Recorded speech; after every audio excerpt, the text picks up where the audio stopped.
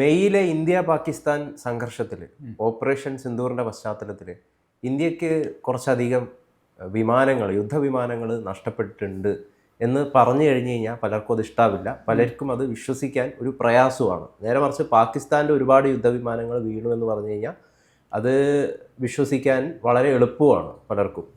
ഇപ്പോൾ വീണ്ടും ഒരു ആരോപണവുമായിട്ട് ട്രംപ് വന്നിരിക്കുകയാണ്. അദ്ദേഹം പറയുന്നത് 7 ബ്യൂട്ടിഫുൾ മനോഹരമായിട്ടുള്ള ബ്രാൻഡ് ന്യൂ യുദ്ധവിമാനങ്ങൾ വീണിരിക്കുന്നു ഇന്ത്യ പാകിസ്ഥാൻ ക്ലാഷിനിടയിൽ.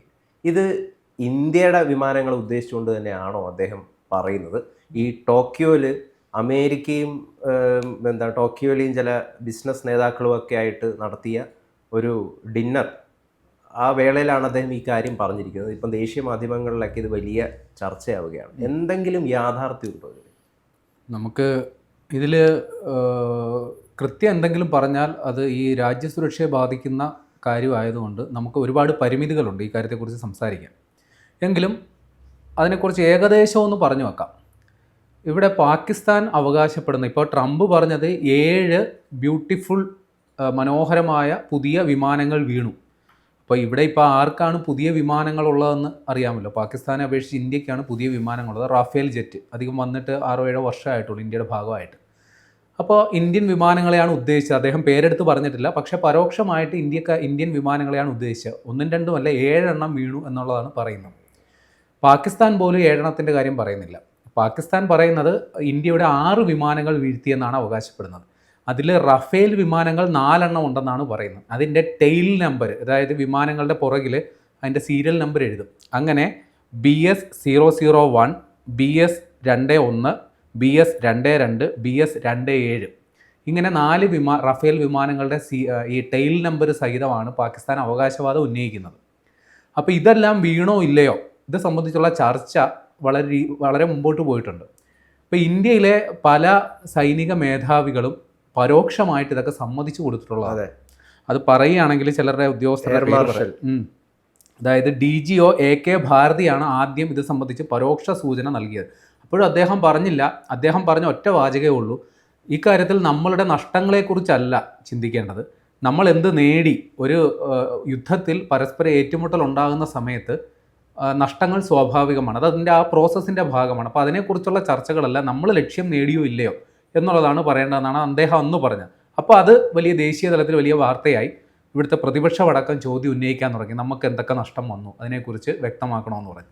അതും കഴിഞ്ഞു. അതിനുശേഷം നമ്മുടെ ചീഫ് ഓഫ് ഡിഫൻസ് സ്റ്റാഫ്, അതായത് സർവ്വസൈന്യാധിപൻ, അദ്ദേഹം പറയുന്ന കുറച്ചുകൂടി ഗൗരവത്തിലാണ്. അദ്ദേഹത്തിൻ്റെ പേര് അനിൽ ചൗഹാൻ എന്നാണ്. അദ്ദേഹം പറഞ്ഞത് നമുക്ക് വിമാനങ്ങൾ നഷ്ടപ്പെട്ടിട്ടുണ്ട്. അദ്ദേഹം തുറന്ന് സമ്മതിച്ചു. അപ്പോഴും എത്ര വിമാനങ്ങൾ നഷ്ടമായി എന്ന് അദ്ദേഹം പറഞ്ഞില്ല. അദ്ദേഹം പറഞ്ഞത് നമ്മൾ ഓപ്പറേഷൻ സിന്ദൂർ തുടങ്ങിയത് മെയ് 6 പുലർച്ചെ അല്ലെങ്കിൽ അർദ്ധരാത്രി. മെയ് 7 നമ്മൾ നമ്മുടെ തന്ത്രം മാറ്റിപ്പയറ്റി. അതായത് ആ 6 പുലർച്ചെ തൊട്ട് 7 ഒരു വൈകുന്നേരം വരെ ഇന്ത്യക്ക് എന്തൊക്കെയോ സംഭവിച്ചിട്ടുണ്ട് എന്നാണ് അദ്ദേഹം സൂചിപ്പിച്ചത്. പക്ഷെ നമ്മൾ നമ്മുടെ തന്ത്രം മാറ്റി.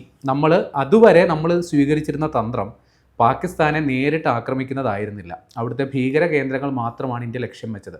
പാകിസ്ഥാൻ സൈന്യത്തെയോ അവരുടെ സൈനിക ആസ്തികളെയോ ഇന്ത്യ ലക്ഷ്യം വെച്ചിരുന്നില്ല. അവിടുന്ന് ഇങ്ങോട്ടൊരു ആക്രമണം വന്നാൽ പോലും അതിനെ നേരിടുക എന്നുള്ളതല്ലാണ്ട് പ്രത്യാക്രമണത്തെക്കുറിച്ച് നമ്മൾ ചിന്തിച്ചിരുന്നില്ല. പക്ഷേ 7 നമ്മൾ നമ്മുടെ സ്ട്രാറ്റജി മാറ്റി. നമ്മൾ ഇവിടുന്ന് അങ്ങോട്ട് ബ്രഹ്മോസ് അടക്കം അയച്ചു. അവിടുത്തെ സൈനിക പ്രതിരോധ സംവിധാനങ്ങളെല്ലാം താറുമാറായി. അവരുടെ റഡാർ സംവിധാനങ്ങൾ, അവരുടെ കൺട്രോളിംഗ് സംവിധാനങ്ങൾ, അവരുടെ വ്യോമ താവളങ്ങളടക്കം താറുമാറായി. അവരൊരു സീസ് ഫയറിന് ഇങ്ങോട്ട് ആവശ്യപ്പെടുന്നൊരവസ്ഥയുണ്ടായി. അപ്പോൾ ഇതാണ് കുറച്ചുകൂടി ഗൗരവമുള്ള സാധനം പറഞ്ഞത്. ഈ ഇന്തോനേഷ്യയിലെ ജക്കാർത്തയിൽ നടന്നൊരു പരിപാടിയിൽ ഇന്ത്യയുടെ ഡിഫൻസ് അറ്റാഷെ, ഒരു നേവൽ ഉദ്യോഗസ്ഥൻ, അദ്ദേഹത്തിൻ്റെ പേര് ശിവകുമാർ എന്നാണ്, അദ്ദേഹം ഇത് തുറന്ന് സമ്മതിച്ചു. അദ്ദേഹം പറഞ്ഞ ഇന്ത്യക്ക് വിമാനങ്ങൾ നഷ്ടമായി, പക്ഷേ അത് ഇന്ത്യയുടെ നയത്തിൻ്റെ പ്രശ്നമാണ്. ഇന്ത്യ സ്വീകരിച്ച നയം അങ്ങോട്ട് കയറി ആക്രമിക്കുകയല്ല. അതായത് അവിടുന്ന് ഒരു പ്രത്യാക്രമണം ഉണ്ടായാൽ പോലും പാകിസ്ഥാൻ സൈന്യത്തെ ലക്ഷ്യമിടണ്ട എന്നുള്ള ഒരു നയം ഇന്ത്യ സ്വീകരിച്ചു. ഇന്ത്യയുടെ രാഷ്ട്രീയ നേതൃത്വം ആ ഒരു തീരുമാനമാണ് സൈന്യത്തിന് നൽകിയത്. അതിനുശേഷമാണ് പൂർണ്ണ സ്വാതന്ത്ര്യം നൽകിയത്. അപ്പോൾ ആ രീതിയിൽ കൊണ്ടാണ് നഷ്ടമായതെന്നാണ് അദ്ദേഹം ഉദ്ദേശിച്ചതാണ്. പിന്നീട് അദ്ദേഹം അത് തന്നെ വിശദീകരിക്കേണ്ടിയും വന്നു. ഇതും വലിയ ഒച്ചപ്പാടുണ്ടാക്കി. ഇതാണ് ഇതുവരെ നമ്മൾ കേട്ട സംഗതി. ഇന്ത്യയുടെ വിമാനം നഷ്ടമായിട്ടുണ്ടോ ഇല്ലയോ ഇതിനെ സംബന്ധിച്ച് നമുക്ക് കൃത്യമായൊരു മറുപടി പറയാൻ സാധിക്കില്ലെങ്കിലും പരോക്ഷമായി ഇതുവരെ ഉണ്ടായിരുന്ന സംഗതി ഇതാണ്. ഇനി ഞാൻ നേരത്തെ പറഞ്ഞല്ലോ, പാകിസ്ഥാൻ അവകാശപ്പെട്ട 4 ടെയിൽ നമ്പർ വെച്ചുള്ള വിമാനങ്ങൾ, ഇത് അവർ അവകാശവാദം ഉന്നയിക്കുന്നെങ്കിൽ അവരത് വീഴ്ത്തിയെന്ന് അവർ സാക്ഷ്യപ്പെടുത്തുന്നതുകൊണ്ടായിരിക്കുമല്ലോ. ഇനി അതിലൊരു ട്വിസ്റ്റ് ഉണ്ട്. ക്വാഡ് സഹകരണ കൂട്ടായ്മ എന്ന് പറഞ്ഞൊരു സംഗതിയുണ്ട്. അതായത് നമ്മുടെ ചൈന എന്ന് പറയുന്ന രാജ്യം ഏഷ്യയിലെ ഏറ്റവും വലിയ സൈനിക ശക്തിയാണ്. അപ്പോൾ അതിനെ നേരിടാൻ വേണ്ടി അമേരിക്കയുടെ നേതൃത്വത്തിലുള്ള ഒരു കൂട്ടായ്മയാണ് ഈ ക്വാഡ് എന്ന് പറയുന്നത്. അതിൽ ഇന്ത്യയുണ്ട്, ജപ്പാനുണ്ട്, ഓസ്ട്രേലിയ ഉണ്ട്, അമേരിക്കയുണ്ട്. ഈ 4 രാജ്യങ്ങൾ ചേർന്ന കൂട്ടായ്മയാണ് ഈ ക്വാഡ്. അപ്പോൾ ഇവർ വർഷാവർഷം സൈനിക അഭ്യാസ പ്രകടനങ്ങൾ നടത്താറുണ്ട്. സാധാരണഗതിയിൽ ഇവർ നടത്തിക്കൊണ്ടിരുന്നത് ഈ നേവൽ ഡ്രില്ലാണ്. നേവി മാത്രം, നാവികസേന മാത്രം അണിനിരക്കുന്നത്. അതിൻ്റെ പേരും നമുക്ക് കുറച്ച് റിലേറ്റ് ചെയ്യാൻ പറ്റും. മലബാർ എക്സർസൈസ് എന്നാണ് അതിനെ അറിയപ്പെടുന്നത് തന്നെ. മലബാർ നേവൽ എക്സർസൈസ് കഴിഞ്ഞ വർഷവും നടന്നു. കഴിഞ്ഞ വർഷം ഇന്ത്യ ആയിരുന്നു വേദിയായിരുന്നത്. ഇത്തവണ അതിന് വേദിയാകുന്നത് ഗുവാം എന്ന് പറയുന്ന അമേരിക്കയുടെ ഇൻഡോ പസഫിക് മേഖലയിലുള്ള ഒരു ദ്വീപുണ്ട്, അമേരിക്കയുടെ സൈനിക താവളം. അതിനെ ബേസ് ചെയ്താണ് ഇപ്പോൾ ഈ പരിപാടി നടക്കാൻ പോകുന്നത്. ഈ വർഷം അതിനൊരു ട്വിസ്റ്റ് സംഭവിക്കാൻ പോവുകയാണ്. ഈ വർഷം നേവി മാത്രമല്ല, എയർ ഡ്രില്ല് കൂടിയുണ്ട്. അതായത് വ്യോമാഭ്യാസ പ്രകടനം കൂടി ഇത്തവണ അതിൻ്റെ ഭാഗമായിട്ടുണ്ട്. അതിൽ ഈ പാകിസ്ഥാൻ അവകാശപ്പെടുന്ന ഈ സീരിയൽ നമ്പറുള്ള റഫേൽ വിമാനങ്ങളൊക്കെ ഉണ്ടല്ലോ, ഇതൊക്കെ അവിടെ രജിസ്റ്റർ ചെയ്തിട്ടുണ്ടെന്നാണ് പറയുന്നത്. ഈ എയർ ഡ്രില്ലിൽ പാകിസ്ഥാൻ പറയുന്ന ഒരു വീഴ്ത്തി എന്ന് പറയുന്ന റഫേൽ വിമാനങ്ങൾ നമ്മൾ ഈ വ്യോമാഭ്യാസ പ്രകടനത്തിൽ അവർ നഷ്ടപ്പെട്ടു എന്ന് പറയുന്ന വിമാനങ്ങൾ അവരവകാശപ്പെടുന്നത് അങ്ങനെയാണ്. പക്ഷേ നമ്മളിവിടെ ഇപ്പോൾ ദേശീയ മാധ്യമങ്ങൾ റിപ്പോർട്ട് ചെയ്യുന്നത് ഈ പറയുന്ന എയർ ഡ്രില്ലിൽ നമ്മുടെ ഈ പാകിസ്ഥാൻ വീഴ്ത്തി എന്ന് പറയുന്ന റഫേൽ വിമാനങ്ങൾ രജിസ്റ്റർ ചെയ്തു, ഇവരൊക്കെ പങ്കെടുക്കുമെന്നും പറഞ്ഞ് രജിസ്റ്റർ ചെയ്തു എന്ന് പറയുന്ന വാർത്തകൾ വരുന്നു. പോട്ടെ, ഈ 4 എണ്ണം വേണ്ട, അതിൽ ഒരെണ്ണമെങ്കിലും പങ്കെടുത്താൽ പോലും പാകിസ്ഥാൻ്റെ അവകാശവാദം അവിടെ പൊളിയും. അപ്പോൾ അതിനെക്കുറിച്ചുള്ള വിവരങ്ങൾ നമുക്ക് പുറത്തു വരുന്നതേ ഉള്ളൂ. ഇനി വേറെയും ചില സംഗതികളുണ്ട് പാകിസ്ഥാൻ്റെ അവകാശവാദം പൊള്ളയാണെന്ന് തെളിയിക്കാൻ. ഈ റഫേൽ വിമാനങ്ങളെക്കുറിച്ച്, റഫേൽ നമുക്കറിയാമല്ലോ ഒരു ഫ്രഞ്ച് മെയ്ഡാണ്.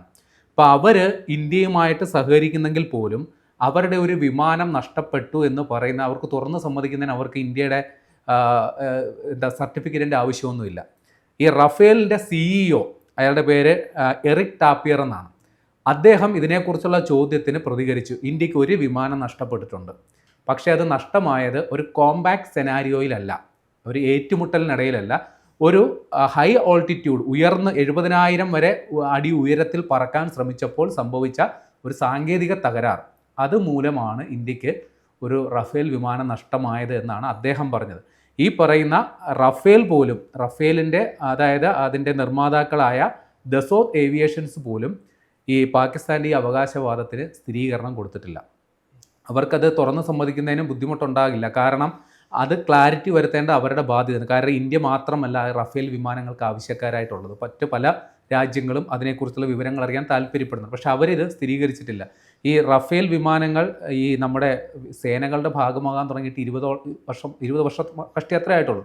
അതിൻ്റെ ഇങ്ങനെ ഒരു ഏറ്റുമുട്ടൽ ഉണ്ടായി അതിലൊരു വിമാനം തകർന്നിട്ടുണ്ടെങ്കിൽ അത് റഫേലിൻ്റെ ചരിത്രത്തിലെ ആദ്യ സംഗതിയായിരിക്കും. അതുകൊണ്ട് അതീവ ഗൗരവത്തോടെയാണ് അവർ ഈ കാര്യത്തെ കാണുന്നത്. അവരും ഈ കാര്യത്തിൽ, കാരണം റഫേല് ഏറ്റവും കൂടുതലായിട്ട് ആദ്യമായിട്ട് ഉപയോഗിക്കുന്നത് ഈ ഒരു ഓപ്പറേഷനിലാണ്. അതെ, ഒരു സൈനിക അഭ്യാസ പ്രകടനങ്ങളിൽ ഇത് പങ്കെടുത്തെങ്കിലും ഒരു ഏറ്റുമുട്ടൽ, ഒരു യുദ്ധത്തിൽ പങ്കെടുക്കുന്ന ആദ്യമായിട്ടാണ്. അപ്പോൾ അതിലും അങ്ങനെ ഒരു വീഴ്ച അതിന് പറ്റിയിട്ടുണ്ടെങ്കിൽ സ്വാഭാവികമായിട്ടും അത് വലിയ വാർത്തയാകേണ്ടതാണ്. അപ്പോൾ സ്വാഭാവികമായിട്ടും എല്ലാ രാജ്യങ്ങളും ഇക്കാര്യത്തിലുള്ള വിവരങ്ങൾ അന്വേഷിക്കുന്നുണ്ട്. പക്ഷേ ദസോത്ത് ഏവിയേഷൻസ് പറഞ്ഞ ഏക വാർത്ത അല്ലെങ്കിൽ ഏക സ്ഥിരീകരണം ഇത് സംഭവിച്ചിരിക്കുന്ന ഒരു പരിശീലന പറക്കലിനിടെയാണെന്നാണ് പറഞ്ഞിരിക്കുന്നത്. ഒരുപക്ഷെ ഇത് യാഥാർത്ഥ്യമാണെങ്കിൽ നേരത്തെ ചില റിപ്പോർട്ടുകൾ പുറത്തു വന്നിട്ടുണ്ടായി. അതായത് റഫേലിന് ഒരുപാട് പരിമിതികളുണ്ട്, അതുകൊണ്ട് ഇതിനെ ഒഴിവാക്കിക്കൊണ്ട് ഇന്ത്യ മറ്റു പല യുദ്ധവിമാനങ്ങളെയും ആശ്രയിക്കാൻ വേണ്ടി പോകുന്നു. ആ പരിമിതി എന്താണെന്ന് വെച്ചാൽ, ഈ റഫേൽ എന്ന് പറയുന്നത് ഒരു ഫ്രഞ്ച് മെയ്ഡാണ്, ഇന്ത്യൻ നിർമ്മിതമല്ല. അതിൽ ഉപയോഗിക്കേണ്ട ആയുധങ്ങൾ നമ്മുടെ ഫ്രാൻസിൽ നിന്ന് തന്നെ വരണം. സ്കാൽപ്പ് എന്ന് പറയുന്നൊരു മിസൈലുണ്ട്, അതാണ് ഇതിൽ ഘടിപ്പിക്കാൻ പറ്റുന്നത്. ഇന്ത്യക്ക് ഇന്ത്യയുടേതായ ആകാശ് പോലെയുള്ള മിസൈലുകൾ നമ്മുടെ കയ്യിലുണ്ട്. ആകാശല്ല, ഇതിൽ ഉപയോഗിക്കുന്ന മറ്റേ രുദ്രം അതേപോലുള്ള missile, Akash surface to air മിസൈലാണ്. അപ്പോൾ നമ്മുടെ സ്വന്തം മിസൈലുകൾ ഈ റഫേലിന് ഉപയോഗിക്കാൻ പറ്റുന്നില്ല. നമുക്ക് ആയുധങ്ങൾ വേണമെങ്കിൽ ഫ്രാൻസിനെ ആശ്രയിക്കേണ്ടി വരും. അപ്പോൾ അതൊരു പരിമിതിയാണ്. അതല്ലാണ്ട് ഇത് ഏതെങ്കിലും തരത്തിൽ ഒരു ഈ യുദ്ധത്തിൽ പങ്കെടുത്തപ്പോൾ നമുക്കൊരു പോരായ്മ ഇതുമൂലം ഉണ്ടായി എന്നുള്ള വാർത്ത നമുക്കിപ്പോഴും പറയാൻ പറ്റില്ല. ഇനി മറ്റൊരു സംഗതി കൂടി പറയാം. ഇന്ത്യയുടെ air chief marshal AP Singh അദ്ദേഹം നടത്തിയ ഒരു സ്ഥിരീകരണമുണ്ട്. ഇപ്പോൾ ഇന്ത്യയുടെ വിമാനങ്ങൾ നഷ്ടമായിട്ടുണ്ടോ ഇല്ലയോ എന്നുള്ളതാണല്ലോ ചർച്ച. അദ്ദേഹം പറഞ്ഞത് ഓപ്പറേഷൻ സിന്ദൂറിൻ്റെ സമയത്ത് നമുക്ക് 7 പാകിസ്ഥാൻ വിമാനങ്ങൾ തകർക്കപ്പെട്ടിട്ടുണ്ട്. അദ്ദേഹം ഔദ്യോഗികമായിട്ട് വിത്ത് എവിഡൻസ്, പാകിസ്ഥാൻ ഇതുവരെ അതിനൊരു തെളിവും പുറത്തുവിട്ടിട്ടില്ല. സോഷ്യൽ മീഡിയയിൽ പ്രചരിക്കുന്ന കുറേ AI ജനറേറ്റഡ് വിഷ്വലും ദൃശ്യങ്ങളും മാത്രമാണ് പാകിസ്ഥാന് പുറത്തു വരാൻ പറ്റിയത്. പക്ഷേ ഇന്ത്യ അങ്ങനെയല്ല. ഇന്ത്യ സാറ്റലൈറ്റ് ഇമേജുകളടക്കം പുറത്തുവിട്ട് ബിഫോർ ആൻഡ് ആഫ്റ്റർ സാധനങ്ങൾ പുറത്തുവിട്ട് നടത്തിയ അവകാശവാദത്തിൽ ഇന്ത്യ പറഞ്ഞേക്കുന്നത് പാകിസ്ഥാൻ്റെ 7 വിമാനങ്ങൾ തീർന്നിട്ടുണ്ട്. അതിൽ ഈ പറയുന്ന അമേരിക്കൻ നിർമ്മിത F-16, ചൈനീസ് നിർമ്മിത J-10 അടക്കമുള്ള വിമാനങ്ങൾ പോയിട്ടുണ്ട്. പാകിസ്ഥാൻ്റെ ഒരു അവാക്സ് ഉള്ള റഡാർ സംവിധാനമുള്ള ഒരു വിമാനം പോയിട്ടുണ്ട്. അവിടെ അവരുടെ വ്യോമതാവളത്തിൽ പാർക്ക് ചെയ്തിരുന്ന വിമാനങ്ങളൊക്കെ നഷ്ടപ്പെട്ടിട്ടുണ്ടെന്ന് ഇന്ത്യ അവകാശപ്പെടുന്നു. അത് സാധൂകരിക്കാൻ ഒരു തെളിവും കൂടിയുണ്ട്. ഇപ്പം നരേന്ദ്രമോദി കഴിഞ്ഞ ദിവസം പറയുകയുണ്ടായി, ദീപാവലിക്ക് എൻ്റെ മൈ ഫ്രണ്ട് വിളിക്കുകയുണ്ടായി, സംസാരിച്ചു എന്നൊക്കെ. പക്ഷേ എന്നിരുന്നാലും മൈ ഫ്രണ്ട് വിളിക്കുകയൊക്കെ ചെയ്തിരുന്നെങ്കിലും ഇത്തരം വേദികളിൽ ഇങ്ങനെയുള്ള കാര്യങ്ങൾ പറയാൻ അദ്ദേഹം മറന്നു പോകുന്നില്ല എന്നുള്ളതാണ് വീണ്ടും വീണ്ടും കിട്ടുന്ന. അതായത് ട്രംപ് ഉദ്ദേശിക്കുന്ന ഇത്രേ ഉള്ളൂ, ഞാനാണ് ബെസ്റ്റ്. അത് സ്വയം സ്ഥാപിക്കാൻ വേണ്ടി എന്തൊക്കെ പറയാമോ അത് ഈ ഇതുവരെയുള്ള അമേരിക്കൻ പ്രസിഡന്റുമാർ അനുവർത്തിച്ചിരുന്ന ഒരു ബോഡി ലാംഗ്വേജോ ടാക്ടിക്സോ അല്ല ട്രംപ് ഫോളോ ചെയ്യുന്നത്. വെട്ടിത്തുറന്ന് പറയാം, നമ്മുടെ PC ജോർജ് ലൈനാണ് അക്കാര്യത്തിൽ ട്രംപ്. ഇനി ഈ നമ്മുടെ എയർ ചീഫ് മാർഷൽ പറഞ്ഞ അവകാശവാദം ഉണ്ടല്ലോ, അതിന് സാധൂകരിക്കാൻ നമുക്കൊരു തെളിവും നമ്മുടെ മുമ്പിലുണ്ട്. അതായത് ഈ വിമാനങ്ങളിൽ ഉപയോഗിക്കുന്ന നമ്മുടെ കസേരയുണ്ടല്ലോ, പൈലറ്റുമാരിരിക്കുന്ന ആ ഒരു ഇരിപ്പിടം, അത് എന്തെങ്കിലും ഒരു അടിയന്തര സാഹചര്യം ഉണ്ടാകുമ്പോൾ അത് പാരച്യൂട്ടായിട്ട് മാറും. അത് സ്വയം എജക്റ്റ് ചെയ്തിട്ട് പാരച്യൂട്ടായിട്ട് വരും. ആ കസേര അല്ലെങ്കിൽ ആ ചെയർ നിർമ്മിക്കുന്ന കമ്പനിയുടെ പേര് മാർട്ടിൻ ബെക്കർ എന്നാണ്. ഒരു UK ബേസ്ഡ് കമ്പനിയാണ്. അവർ ഈ ഓപ്പറേഷൻ സിന്ദൂറിൻ്റെ സമയത്ത് ഇവർക്കൊരു പ്രത്യേകതയുണ്ട്. അവരുടെ സീറ്റ് ഉപയോഗിച്ച് ഏതെങ്കിലും പൈലറ്റുമാർ രക്ഷപ്പെട്ടിട്ടുണ്ടെങ്കിൽ അപ്പോൾ ആ വിവരങ്ങൾ അവരുടെ വെബ്സൈറ്റിൽ അപ്ഡേറ്റ് ചെയ്യും. ഇതാണ് അവരുടെ പ്രോട്ടോകോൾ. എന്നാൽ ആ വിമാനം തകർക്കപ്പെടുകയോ പൈലറ്റ് മരിക്കുകയോ ചെയ്താൽ ആ വിവരങ്ങൾ അവർ പുറത്തുവിടില്ല. അങ്ങനെ ഈ ഓപ്പറേഷൻ സിന്ദൂർ നടന്ന മെയ് 6, 7 തീയതികളിൽ അവരുടെ അപ്ഡേഷൻ വന്നേക്കുന്നത്, അതായത് അതിനു മുമ്പ് ഏപ്രിൽ 16 അവർ പുറത്തുവിട്ട അപ്ഡേഷൻ 7784 പേരുടെ ജീവൻ ഞങ്ങൾ രക്ഷിച്ചു എന്നുള്ളതാണ്. അതിനുശേഷം അവർ തൊട്ടടുത്ത അപ്ഡേഷൻ ഇടുന്നത് മെയ് 7 തീയതിയാണ്. അപ്പോൾ 84 കഴിഞ്ഞിട്ട് പിന്നെ 88 ജീവനുകൾ രക്ഷിച്ചു എന്നാണ് അവർ അപ്ഡേറ്റ് ചെയ്തേക്കുന്നത്. അതായത് അതിൻ്റെ ഇടയിൽ 85, 86 തുടങ്ങിയ ഇൻസിഡൻറ്റുകളെ കുറിച്ച് അവർ മിണ്ടുന്നില്ല, വെളിപ്പെടുത്തുന്നില്ല. അതിനുശേഷം പിന്നെ ജൂലൈ 31 ചെയ്ത അപ്ഡേറ്റിൽ 7793, അതായത് 7790, 7791, 7792 ഈ വിവരങ്ങളെക്കുറിച്ചുള്ള യാതൊരു വിവരവും അവർ പുറത്തുവിട്ടിട്ടില്ല. അപ്പോൾ ഈ പറയുന്ന മാർട്ടിൻ ബെക്കർ എന്ന് പറയുന്ന ആ സീറ്റ് ഉപയോഗിക്കുന്ന വിമാനങ്ങൾ പാകിസ്ഥാൻ്റെ കയ്യിലുണ്ട്. അപ്പോൾ നമ്മൾ വേണമെങ്കിൽ അങ്ങനൊരു അനുമാനത്തിലെത്താം. ഈ അമേരിക്കൻ നിർമ്മിത F-16 അതേപോലെ ചൈനീസ് നിർമ്മിത J-10 പോലുള്ള വിമാനങ്ങളിൽ ഈ മാർട്ടിൻ ബെക്കറിൻ്റെ സീറ്റ് ഉപയോഗിക്കുന്നുണ്ട്. അപ്പോൾ നമുക്ക് അങ്ങനെ വേണമെങ്കിൽ ഒരു നിഗമനത്തിലെത്താം. നമ്മുടെ കയ്യിലും അതിനെ സംബന്ധിച്ച് ആധികാരികമായ വിവരമില്ല. പക്ഷേ എയർ ചീഫ് മാർഷൽ പുറത്തുവിട്ട സാറ്റലൈറ്റ് ദൃശ്യങ്ങളിൽ ഈ പാകിസ്ഥാൻ്റെ വ്യോമതാവളങ്ങളടക്കം തകർത്തിട്ടുണ്ട്, അല്ലെങ്കിൽ അതിൻ്റെ വിമാന അവശിഷ്ടങ്ങളെന്ന് സൂചിപ്പിക്കുന്ന ദൃശ്യങ്ങൾ ഇന്ത്യ പുറത്തുവിട്ടിട്ടുണ്ട്. പാകിസ്ഥാൻ അങ്ങനെ ഇല്ലാത്ത സ്ഥിതിക്ക് തൽക്കാലം നമുക്ക് ഈ വാദത്തിന് കുറച്ചുകൂടി ബലം കൊടുക്കാം. പക്ഷേ പാകിസ്ഥാൻ്റെ ആ അവകാശവാദം ഉണ്ടല്ലോ, ആ കാര്യത്തെക്കുറിച്ച് നമ്മുടെ ഈ പറയുന്ന വ്യോമാഭ്യാസ പ്രകടനത്തിൽ ഇന്ത്യ ആ സീരിയൽ നമ്പറുള്ള വിമാനങ്ങൾ ഇന്ത്യ ഇറക്കുകയാണെങ്കിൽ അതോടുകൂടി പാകിസ്ഥാൻ്റെ സകല അടപ്പും തെറിക്കും.